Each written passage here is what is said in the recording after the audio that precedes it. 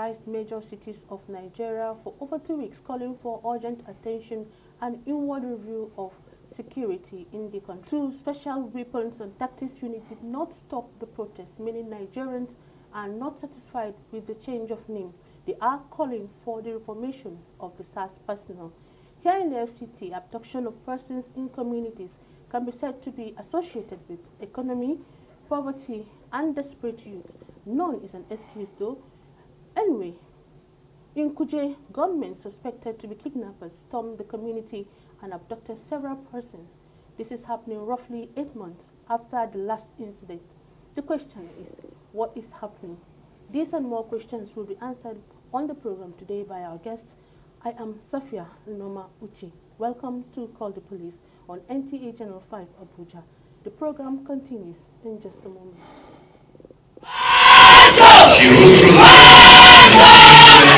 Maintenance of law and order, ensuring security of life and property are the primary responsibilities of the Nigerian police. They operate day and night to ensure that you and I are safe from the stranglehold of hoodlums and social miscreants. This then makes the officers and men of the Nigerian police force your friends. The least you and I can do is to assist them by making security our primary concern. Contribute your own quota. Report to police command beckons on you to assist in his quest to make the Federal Capital Territory crime-free. The time is now. Contribute our quota to ensure that policing in the FCT is what it is, what we want it to be. All right, now, Ilyasu Onoto Yakubu visited Kuje community for an update in the kidnap that occurred there, and this is what he brought back. Peggy is barely heaving a sigh of relief from the numerous incidents of kidnapping of late last year. Now, 11 councillors from the Kuje Area Council Administration, 2 members of Vigilante, and some residents are in custody of men of the under before they will be released. As Joy presently eludes the affected households, more worrisome for leadership of Peggy and adjoining communities is the recurrent nature of the life-threatening security challenge. You can see our road here. If there's any tight road like this, it will not happen like that. You will just go and just fire your car. They will not get you. So we are fearing our people. Even some people, they are backing from here because it's to get outposts inside Peggy here. If something happens, before we run from there or to bring outposts inside Peggy. But the FCT police said security agencies have commenced combing of the surrounding forests to track down the kidnappers and free the hostages unharmed. Every significant settlement within that location has policemen deployed. However, the kidnappers have taken to the modus of waylaying and perpetrating the nefarious act. This also we are looking into. We are looking at the possibility of deploying more patrols, vehicles and motorcycles, so on and so forth, to ensure that we are at the area. The harrowing experience on this lonely road has put Peggy residents in perpetual fear. Ilyasu Onoto Yakubu, NTA News. Thank you, Ilyasu. Well, kidnapping is a thing of order to everyone. We also have a report on the uproar about the End SARS hashtag now protest that took place across some cities in the country. Ifeanyi Ezumba has the report.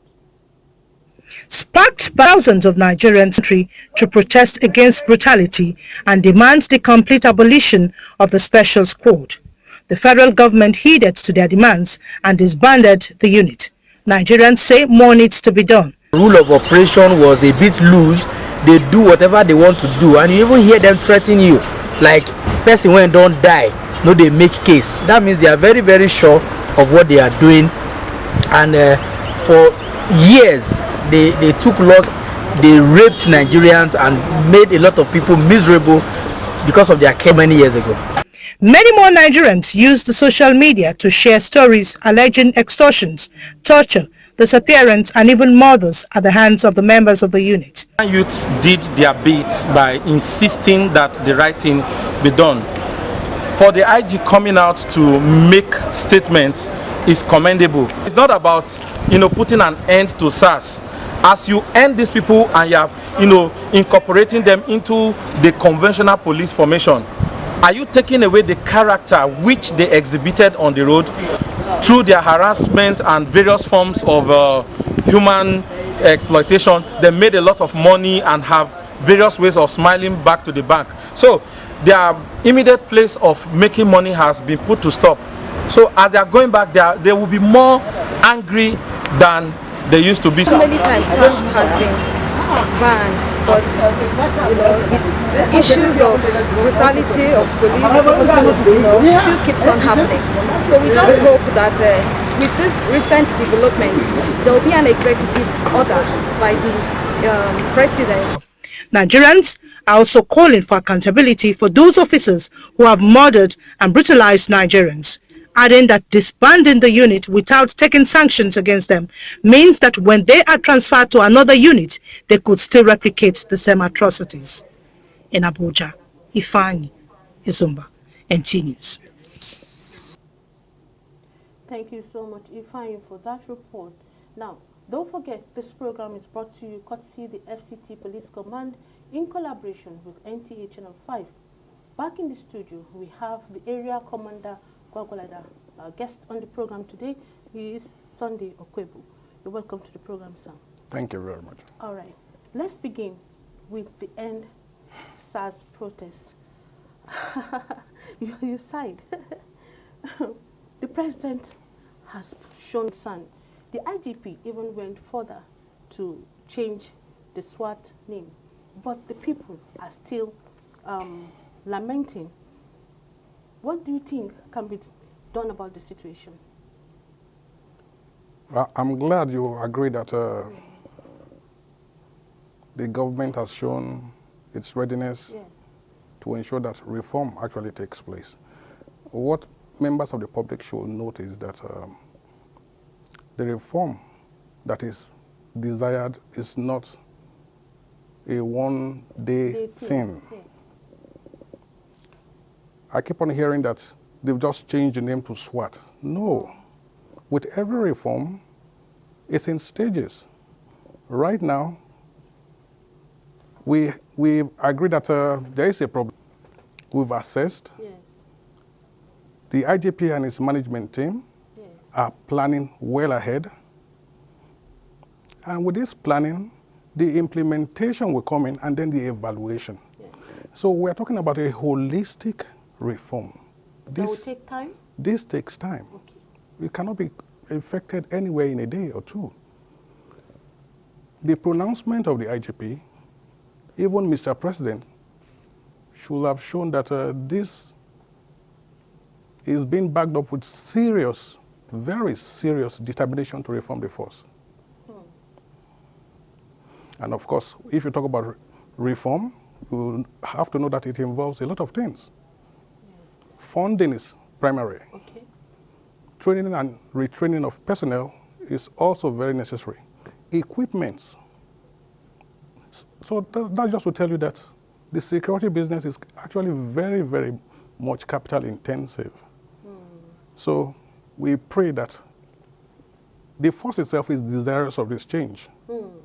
And I want to correct one statement that is being bandied around that the police or this SARS-men will still be reintegrated.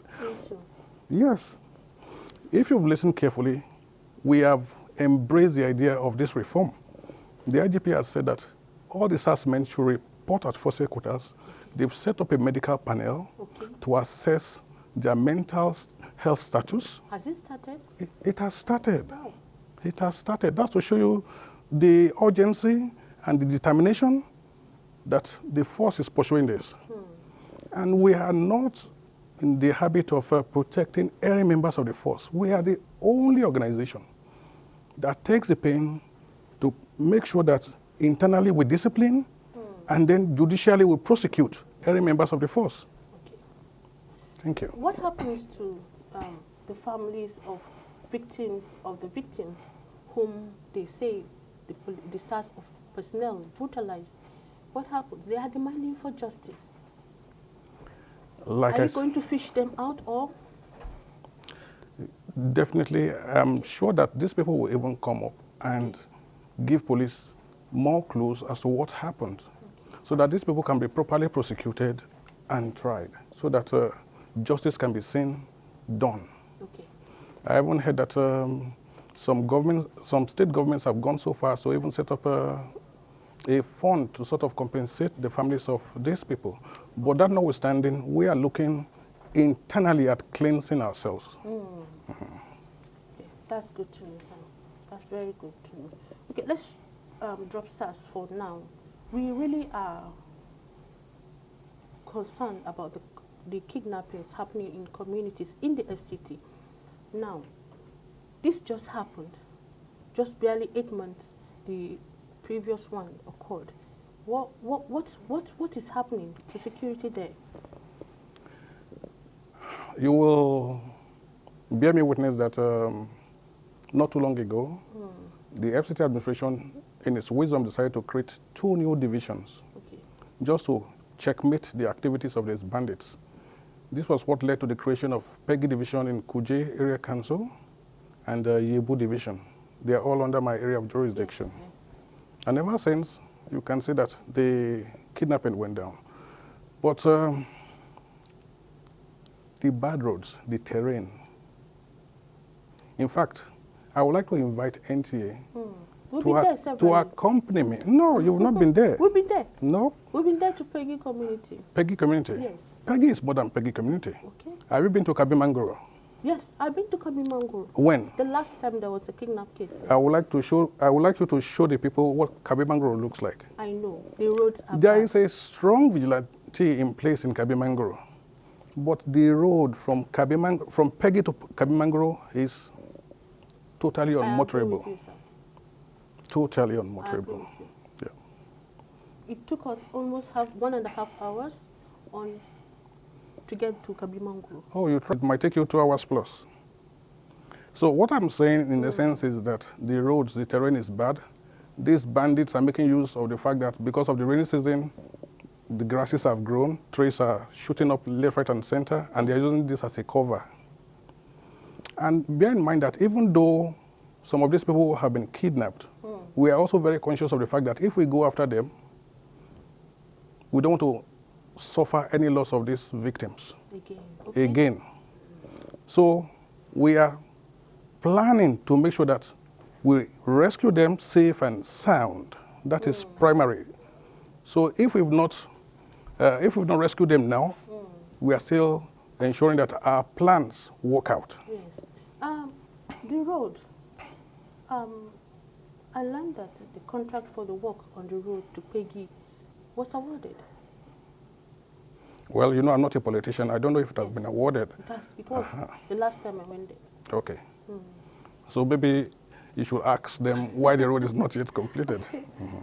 Maybe, well, anyway, that should be the question for the Minister of the FCT. Okay. For clarity, how many people were kidnapped?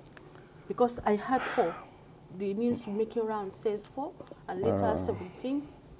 Okay, I think on the 7th, 3 people, a veterinary doctor and 2 others were kidnapped on their way to Blake Farm. That is still on that Kabimangoro axis. Okay. Then some days, that's on the 10th of this month, October, some councillors from Kujeria Council decided to entice a highest bus and go visiting a colleague in Kabimangoro. 10 of them plus the driver, making 11. From what we were able to find out, they got to Kabimangoro. It was on their way back that they were attacked and kidnapped. We visited the scene. We've collected a lot of factual evidence on ground, their ID cards, some parts of their clothing and things. So right now we're in the process of making sure we rescue them safe and sound, because we don't want any throwbacks. In the process of rescue, if we lose any of them, it will not be deemed. Yes. So we want to make sure we rescue them safe and sound. Okay. May I know the strategies put in place now to ensure the community is safe? Because it's 2 days after the incident. See, this kidnapping is not really happening in these towns because we have in place CTU men stationed right there in the bush, making sure that they can't gain entrance into the towns. The problem we are having is the long stretch of road, that unmotorable road, because people definitely must move around. Yes.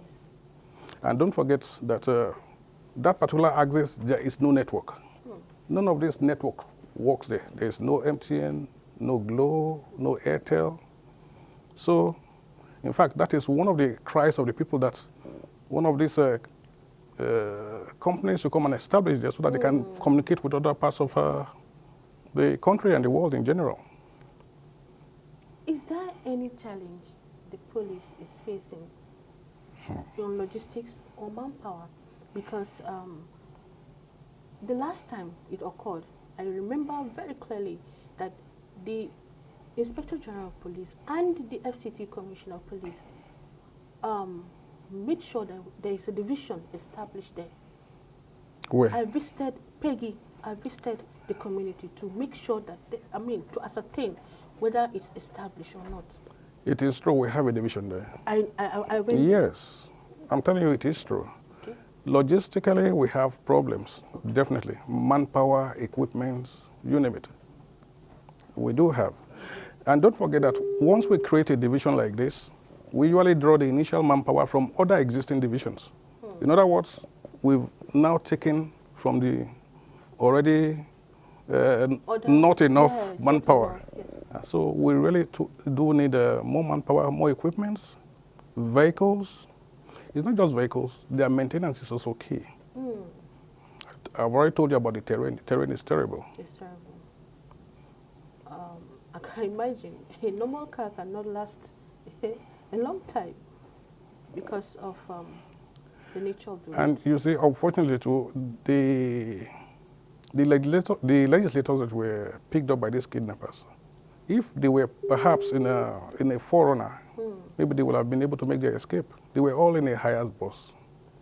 That terrain is not meant for such vehicles. And then, of course, they were able to easily cripple the vehicle with their shots and take them.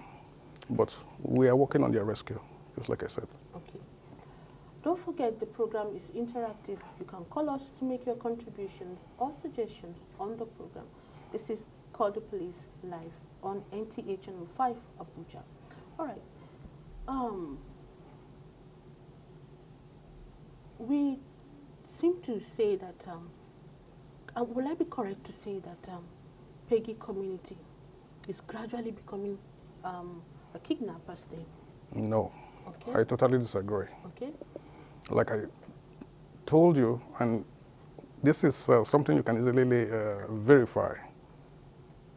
This incident just happened in October now, after a relative long span of peace. Don't forget that there was an operation to dislodge some bandits from Nasarawa axis, and we believe they are moving through the hills, and they are the one causing all these problems now. We are also on their trail. Okay. So what is the condition of the place right now? Because I believe people are living in fear. So my colleague said in his report. Peggy, yes, and all that axis, the people show anxiety maybe when they go out and have to return back to their community late. Most of these kidnappings happen late when visibility is very, very poor. And don't forget, visibility is also hampered by the fact that you have this stretch of hardly motorable roads being hemmed in by overgrowth, trees, tall shrubs, which makes perfect hiding places for all these bandits. So even, just like you told me that the road to Peggy is being constructed, it's not enough to construct the road. The hard shoulder, and even about 50 or 100 meters from the main road should be clear enough so that anybody plying that road will be able to see far. Anybody trying to block that road will be seen from afar. Thank you. Thank you so much, ACP Okwepo. All right. Does the community have vigilante group?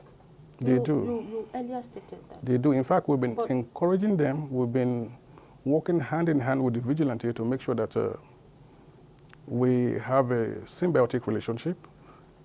If, in fact, they become like a whistle. Once they see anything, they hear anything, they call us, we respond immediately, and our men are embedded in their midst. Are they very effective? All these kidnappings, you see, the vigilantes stay within the, what I would call the township areas. It's unfortunate that they cannot cover the whole stretch of that road. They have a strong vigilante. Okay. Now, what advice do you have for communities in the FCT? Basically, for them to be security conscious. Yes. Security consciousness goes beyond carrying a bodyguard and you believe you can walk at any time of the day. Don't forget that, in fact, if you can avoid night traveling, try and avoid it. Try and move during the daytime when you can even see afar. If you call for help, people will be able to respond on time. Unfortunately, Peggy, that we've been talking about so far, is replete with bad roads, which you've just told me a contract has been awarded for their repair. Yes. My prayer is that these roads will be repaired on time so that the movement of people will be eased and people can go about their lawful duties without any fear of being molested or kidnapped. Because if the roads are done, we'll be able to patrol that road all the time. Okay. Now, that leads me to the question of the response time in case there's a distress. Someone is in distress.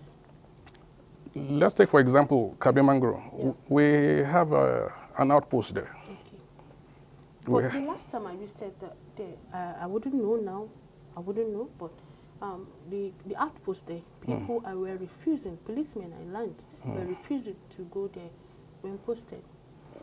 You see, the good thing about the police force is that once you are posted, you are posted. You report there. We listen to this man. The outpost is never empty. You can ask the inhabitants. The truth of the matter is the people are most times on their bikes out gathering information, assuring the people of their safety, and mobilizing the vigilante to make sure that the security of the place is intact. Okay. Because the people want the police to come. Okay? In fact, okay. Hello, good morning. Hello, good morning. My name is Richard and I am a resident of that estate. Okay. I want to call your attention that the policemen that is in the estate, they are just on the road. Which estate? Sorry? Which estate are you talking about? Peggy. Okay. Especially drunk. And they intimidate you. That road is not safe. The day that kidnap happened, they were not around. So who are they keeping? Who are they saving? Okay. Instead, they harass people in the estate. People go about their local business and maybe in the evening they go out and they stop them to arrest them from them. Is that what's supposed to be? There's no patrol on that road. Okay. That's my position, sir. Okay. Wow. I'm afraid you won't be able to respond? Yeah. Well, I would love to. Briefly do. Because briefly do. If you notice any policeman that is misbehaving, just like the man said drunk, which I very much doubt, because we have brought such people to the division. Even if you've lost trust in the division, call me. I've always made my numbers known to everybody. Since the division is under me, I can also call, even if it's the DPO, to order. So they should not be afraid to reach out. Thank you very much, ACP Sunday Okwebo, for calling the network.